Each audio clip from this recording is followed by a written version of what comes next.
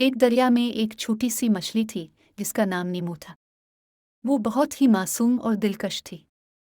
इसके पास कोई खुसूसी कुव्वत नहीं थी, मगर उसके दिल में बड़े ख्वाब थे। नीमू का ख्वाब था कि वो दुनिया के सफ़र पर जाए।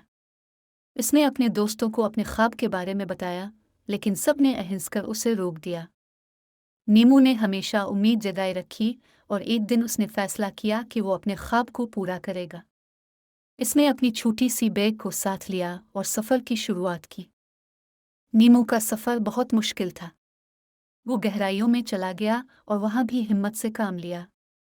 उसने गहरे समुद्री कानों को पार किया और उसने कई खतरनाक जानवरों से भी मुकाबला किया।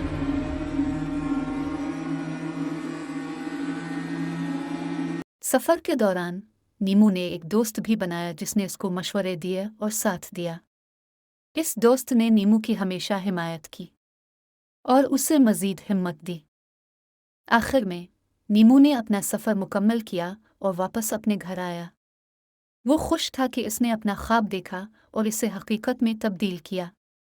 इसने अपने दोस्तों को बताया कि कैसे इसने हर मुश्किल का सामना किया।